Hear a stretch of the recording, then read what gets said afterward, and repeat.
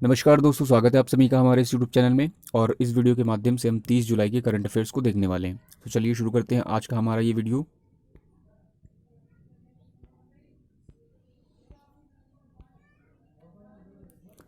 तो सबसे पहले जो क्वेश्चन है आपके पास, या सबसे पहले जो फैक्ट है करंट अफेयर्स का, वो ये है कि भारत ने हाल ही में चीन के 47 ऐपों पर प्रतिबंध लगाया है। जो पहले से कुछ लगाए थे, टोटल जो है यहाँ ऐप हो गए हैं 100 प्लस हो गए हैं, 100 से ज़्यादा ऐप हैं। जो इन पर जो चीन पर प्रतिबंध जो ऐप पर लगाए हैं भारत ने, तो वो किस एक्ट के तहत लगाया हुआ है? ठीक है, तो देखिए याद रखिए, जो भारत ने चीनी ऐपों पर प्रतिबंध लगाया हुआ है वो आईटी एक्ट 2000 की धारा 69A के तहत लगाया गया है। ये क्यों लगाया गया है, ये जो है प्रतिबंध क्यों लगाया गया है? तो याद रखिएगा कि चीनी जो ऐप हैं ये राष्ट्र की एकता और अखंडता या और फिर लोगों की निजता का सम्मान नहीं कर रहे थे। और जो लोगों की निजता है, मौलिक अधिकार आर्टिकल 21 में जो निहित है, उसका उल्लंघन कर रहे थे, जिसके कारण जो है भारत ने एक कड़ी कार्रवाई करते हुए चीनी ऐपों पर प्रतिबंध लगाया हुआ है। नेक्स्ट क्वेश्चन की बात करें, या नेक्स्ट जो फैक्ट हमारे पास वो ये है। अब हाँ, चीन से बारे में कुछ चीज़ें आपको और बता देते हैं। जैसे चीन की अगर जो कैपिटल की बात करें तो बीजिंग यहाँ की कैपिटल है। और यहाँ जो राष्ट्रपति हूँ वो शी जिनपिंग है। यहाँ पर अध्यक्षीय प्रणाली चलती है। और जो चीन की जो करेंसी है, करेंसी आप युआन देख लें। युआन अगर जो आपको ऑप्शन में कभी कभी नहीं मिलता है तो वहाँ पर रेन में भी मिलेगा, रेन में भी हो सकता है। ठीक है। और चीन में जो है एक ग्रेट वॉल ऑफ चाइना है, जो कि 7 वंडर्स ऑफ वर्ल्ड की है, यानी सातवां विश्व के 7 अजूबों में चीन में एक है। और जो है वो ग्रेट वॉल ऑफ चाइना है। ठीक है। तो चीन के जो फादर हैं, जैसे हमारे यहाँ भारत देश में राष्ट्रपिता कहलाते हैं, वैसे चीन के जो राष्ट्रपिता हैं वो डॉक्टर सन्यान सेन है। ठीक है। और चीन में एक फ्रूट भी होता है जो काफ़ी प्रसिद्ध है, और जो डेंगू जब होता है तो वो जो प्लेटलेट्स बढ़ाने का काम करता है। तो वहाँ का जो नेशनल फ्रूट्स है वो कीवी है। ठीक है, याद रखिएगा, कीवी एक बर्ड भी होता है और फ्रूट भी है। जो फ्रूट है वो चाइना का है और बर्ड जो है वो न्यूजीलैंड का है। नेक्स्ट जो फैक्ट ये है कि भारत ने 300 साल पुराने श्री श्री जॉय काली मातर मंदिर, ये देखिए यहाँ पर स्पेलिंग इस तरह से थी, श्री श्री जॉय काली मातर मंदिर, जो का इसका पुनर्निर्माण किया जा रहा है, ये कहाँ पर स्थित है? तो देखिए, जो ये 300 साल पुराना जो मंदिर है, इसका जो पुनर्निर्माण भारत कर रहा है, सहयोग कर रहा है, तो ये बांग्लादेश का कर रहा है सहयोग, और ये बांग्लादेश के नातूर ज़िले में स्थित है। बांग्लादेश की बात करें तो बांग्लादेश की जो कैपिटल है वो ढाका है, और यहाँ की करेंसी टाका है, और यहाँ की जो सीएम है, सॉरी, जो प्रधानमंत्री हैं वो शेख हसीना है। ठीक है। नेक्स्ट क्वेश्चन की तरफ मूव करें तो नेक्स्ट क्वेश्चन हमारे पास है केंद्र शासित प्रदेश से संबंधित है, कि केंद्र शासित प्रदेश लद्दाख के लेह और कारगिल को स्मार्ट सिटी बनाने का जो है प्रस्ताव रखा गया है।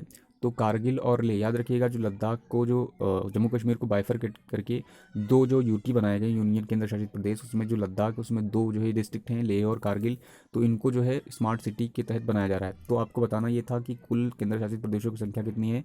तो याद रखिएगा, कुल केंद्र शासित प्रदेशों की संख्या टोटल 8 है। जम्मू कश्मीर को 2 हिस्सों में बांटा गया था, जिसके कारण संख्या बढ़ गई थी, लेकिन याद रखिए दमन दीव और नागर हवेली को दोनों को मर्ज कर दिया गया था, जिसके कारण संख्या फिर से कम हो गई और टोटल यूटी संख्या 8 है। ठीक है। अब ये जो जम्मू कश्मीर था, इसको जो है दो केंद्र शासित प्रदेशों में विभाजित कब किया गया, तो आपको बता देते हैं 2019 31 अक्टूबर 2019 को ये लीगली एग्जिस्टेंस में आया था, क्योंकि 31 अक्टूबर को जो है यूनिटी डे सेलिब्रेट किया जाता है। यूनिटी डे आप समझते गए होंगे, यूनिटी डे मतलब सरदार वल्लभ भाई पटेल का जन्मदिन इस दिन होता है। और दूसरी चीज़ आपको बता देते, जो स्मार्ट सिटी मिशन था ये जून 2015 में शुरू किया गया था प्रधानमंत्री नरेंद्र मोदी जी द्वारा। और जो 100वीं स्मार्ट सिटी थी वो कौन सी है? तो जो 100वीं स्मार्ट सिटी है वो शिलोंग है। ठीक है। नेक्स्ट नेक्स्ट फैक्ट ये है कि उत्तर पूर्वी प्रथम राज्य कौन सा है जिसे बैंडीकोट मैन होल साफ करने के लिए रोबोट मिला है? तो बैंडीकोट ये रोबोट हैं एक तरह से, और ये जो रोबोट बनाए गए हैं ये मेड इन इंडिया इनिशिएटिव के तहत बनाए गए हैं। तो जो उत्तर पूर्वी राज्य हैं, यानी 7 सिस्टर्स जो स्टेट्स आते हैं, उसमें जो है गुवाहाटी जो शहर है, ठीक है, आसम का ये जो है शहर है, जगह है आसम की, और आसम की जो कैपिटल है वो दिसपुर है। तो गुवाहाटी को मिला है, और इसको बनाया किसने? जीएमसी बनाया है, गुवाहाटी म्यूनिसिपल कॉरपोरेशन ने बनाया हुआ है। और ये एक तरह से मेड इन इंडिया का जो है इनिशिएटिव है। ठीक है। इससे पहले जो है ये बैंडी कोड जो है रॉबर्ट था मैन होल साफ करने के लिए, गुरुग्राम और कोयम्बटूर में भी हो चुका है। तो अब असम की बात करते हैं, तो असम की देखिए कैपिटल जो है हो जाएगी दिसपुर हो जाएगी। असम के जो चीफ मिनिस्टर हैं वो सर्बानंद सोनोवाल हैं, और यहाँ के जो गवर्नर है वो जगदीश मुखी हैं। असम में एक मंदिर है जिसका नाम है कामाख्या मंदिर। कामाख्या मंदिर जो आसाम में है, और एक कामना मंदिर भी है, कामना मंदिर लेकिन यहाँ नहीं है, वो हिमाचल प्रदेश में है। ठीक है, नेक्स्ट जो क्वेश्चन है वो हमारे पास ये है कि chief ministers entrepreneurship development programme चलाया जा रहा है, तो ये किस स्टेट में चलाया जाता है? तो देखिए chief ministers entrepreneurship development programme जो चलाया जा रहा है वो केरल में चलाया जा रहा है। केरल की बात करें तो केरल की जो चीफ मिनिस्टर हैं वो पिनरई विजयन जी हैं, और यहाँ के जो गवर्नर हैं गवर्नर मोहम्मद आरिफ हैं। और आपको एक फैक्ट बता देते हैं केरल के बारे में। केरल के बारे में ये फैक्ट है कि केरल में एक फेस्टिवल मनाया जाता है जिसका नाम है ओनम। हार्वेस्टिंग फेस्टिवल है, ये फसल काटने पर मनाया जाता है। ऐसे ही तमिलनाडु में एक फेस्टिवल होता है, क्योंकि नाम मिलते जुलते हैं इसलिए बता रहे हैं, तमिलनाडु में जो मनाया जाता है वो पोंगल है। ठीक है, केरल की एक बार और बता देते हैं, जो केरल के जो लोग हैं वो जो लैंग्वेज बोलते हैं, यहाँ पर ज़्यादातर भाषा जो बोली जाती है वो एक तरह से मलयालम बोली जाती है। ठीक है, मलयालम यहाँ की लैंग्वेज बोली जाती है, तमिलनाडु में जो तमिल बोली जाती है, और आंध्र प्रदेश के जो लोग हैं वो तेलुगु बोलते हैं, इसी तरह से कर्नाटक के लोग कन्नड़ बोलते हैं। ठीक है, नेक्स्ट क्वेश्चन की तरफ मूव करें तो आपके पास फैक्ट ये है कि न्यू फैमिली सेफ्टी ऐप शुरू किया है iOS और एंड्रॉयड ऐप के लिए। वो किसने चालू किया? तो माइक्रोसॉफ्ट ने चालू किया है। इसका हेडक्वार्टर है वॉशिंगटन डीसी में है। इसके CEO यानी चीफ एग्जीक्यूटिव ऑफिसर जो हैं वो सत्य नडेला हैं। ठीक है, अभी हाल ही में पेटीएम के नए CEO बने हैं। तो पेटीएम के नए CEO कौन है? तो पेटीएम के नए CEO chief executive officer Varun Sreedharan को बनाया गया है। नेक्स्ट फैक्ट ये है कि दुबई में रहने वाली भारत मूल की एक लेखिका हैं जो बुकर प्राइज़ 2020 के लिए नामित की गई है। नामित की गई है मतलब अभी मिला नहीं है, इनकी किताब को नामांकित किया गया है, हो सकता है ये सिलेक्ट हो जाएं। तो इनका नाम है अवनी दोषी हैं, और इनकी जो नॉवल है वो है बर्न्ड शुगर।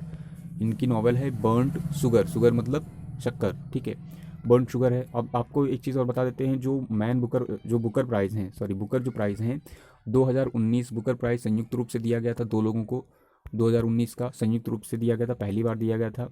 और वो दिया गया था, पहला जो था वो टेस्टामेंट को दिया गया था। पहला जो प्राइज़ था वो टेस्टामेंट था, टेस्टामेंट्स को दिया गया था। टेस्टामेंट्स का हिंदी में मतलब होता है द टेस्टामेंट था एक्चुअली। द टेस्टामेंट मतलब वसीयतनामा होता है, और इसको लिखा था मार्गरेटा एडवुड ने लिखा था। और दूसरा जो था वो गर्ल विमेन और अदर था, गर्ल विमेन और अदर था, नोवेल था, उसको इसको दिया गया था, एवरिस्टो को दिया गया था। तो दोनों लोग को संयुक्त रूप से जो है बुकर प्राइज़ दिया गया था 2019 का। ठीक है, नेक्स्ट जो है यहाँ पर कुछ अवार्ड्स डिक्लेयर किए हैं मिनिस्ट्री ऑफ अर्थ साइंसेज ने, जो कि for excellence in earth system science में, जैसे लाइफ टाइम एक्सेलेंस अवार्ड दिया गया प्रोफेसर अशोक साहनी को। National award for ocean science and technology में दिया गया VVSS शर्मा और डॉक्टर रविचंद्रन को दिया गया है। National award for atmospheric science and technology में दिया गया सुरेश बाबू को दिया गया है। तो आपसे क्वेश्चन है कि जो ministry of earth and sciences है उसके मिनिस्टर कौन है? तो देखिए आपको हिंट दे देते हैं, ये शत्रुघ्न सिन्हा के अगेंस्ट जो है पटना के साहिबा से लड़े थे, आप उनका नाम बताना है। नेक्स्ट जो हमारे पास क्वेश्चन है या फैक्ट है वो ये है कि फ्लिपकार्ट ने शुरू किया है hyper local delivery service.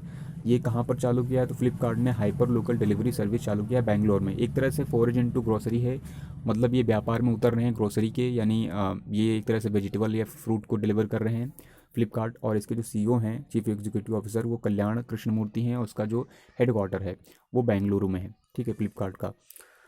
Next जो फैक्ट है ये कि आश्रय मेडिकल बेड आइसोलेशन सिस्टम बनाया गया है। ये किसने बनाया? तो ये पुणे विश्वविद्यालय ने बनाया हुआ है। नेक्स्ट फैक्ट ये एक और है, ये है कि डीकंटामिनेशन बॉक्स जिसका नाम सुरक्षा है, इसको किसने बनाया है? तो डीकंटामिनेशन बॉक्स सुरक्षा को बनाया गया है AMYESY इंडिया ने बनाया है, और ये CSIO के सहयोग से बनाया गया है। C मतलब सेंट्रल साइंसेस, और आइस हो जाएगा इंस्ट्रूमेंट ऑर्गेनाइजेशन। ठीक है, और इसमें शामिल किया गया है UVC लाइट का इस्तेमाल किया गया है, और किसी भी ऑब्जेक्ट को 10 से 15 मिनट में ये एक तरह से डिकंटामिनेशन कर देगा, एक तरह से सैनिटाइज कर देगा।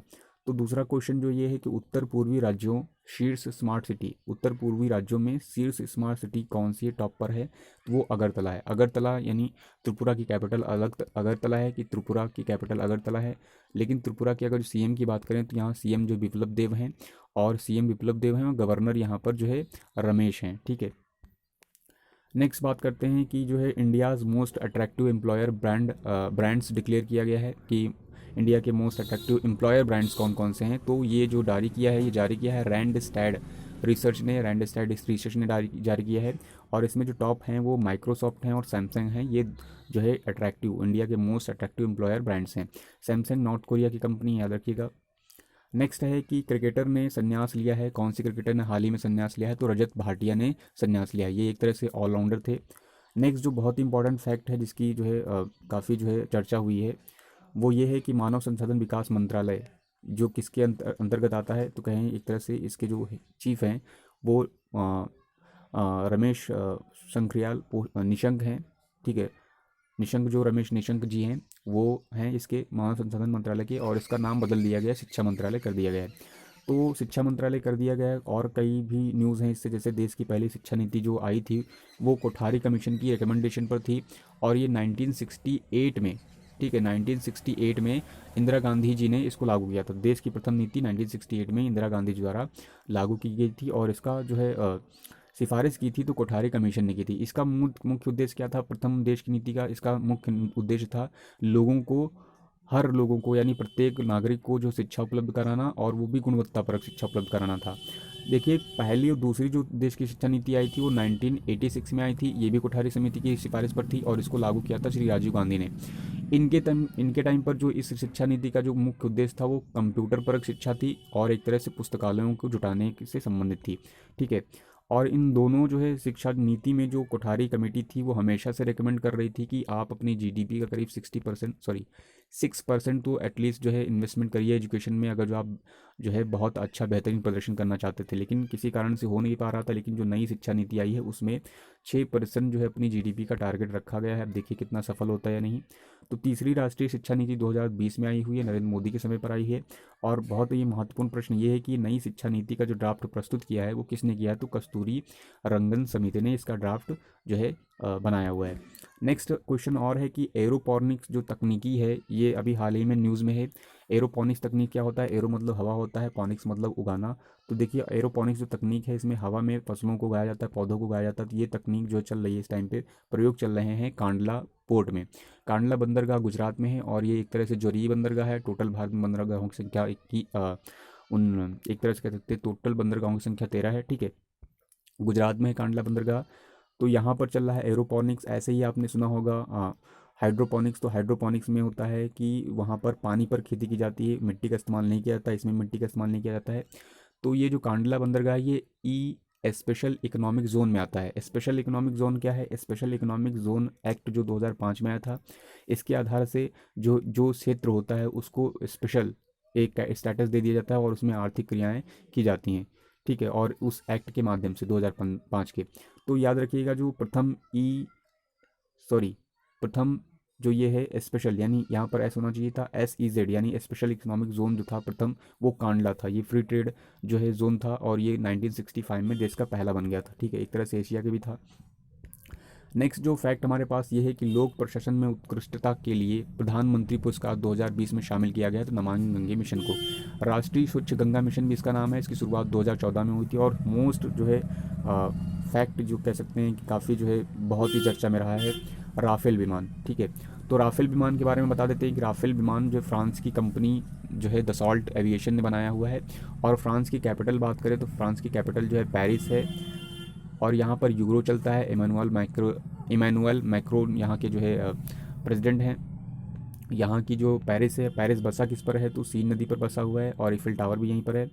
तो फ्रांस की जो कंपनी है दसॉल्ट एविएशन ने बनाया हुआ राफेल विमान। और राफेल विमान की जो खासियत ये है कि जो ये पीढ़ी का है, ये जो विमान है वो 4.5 पीढ़ी का है, और ये 2 इंजन वाला मल्टी रोल लड़ाकू है। ठीक है, स्टील्थ टेक्नोलॉजी से युक्त है। स्टील्थ टेक्नोलॉजी क्या होती है? रडार से बचने में सक्षम है। अगर जो राफेल की विमान की बात करें किन किन देशों के पास है, तो भारत ये चौथे नंबर पर आ गया है। इससे पहले फ्रांस के पास है, मिस्र के पास है, कतर के पास है, और जो भारत चौथे नंबर पर है। याद रखिएगा जो कतर है, कतर की राजधानी दोहा है। ठीक है, कतर की राजधानी जो है वो दोहा है। और ख़ास बात यह है कि भारत ने जो है ऑर्डर दिए थे करीब 36 लड़ाकू विमान, यानी ये राफेल के। जो प्रथम आया था RB-00 बनाया था 2 अक्टूबर 2009 में, और हाल ही में 5 और आए हुए हैं अम्बाला हवाई अड्डे पर। सो आई होप आपको ये वीडियो पसंद आया होगा। अगर जो हमारा ये वीडियो पसंद आया है तो आप इसे शेयर और सब्सक्राइब करना ना भूलें। आपके कमेंट का इंतज़ार रहेगा। अगर जो आप कोई सुझाव देना चाहते हैं तो हम बिल्कुल उस पर अमल करेंगे। Thanks for watching this video.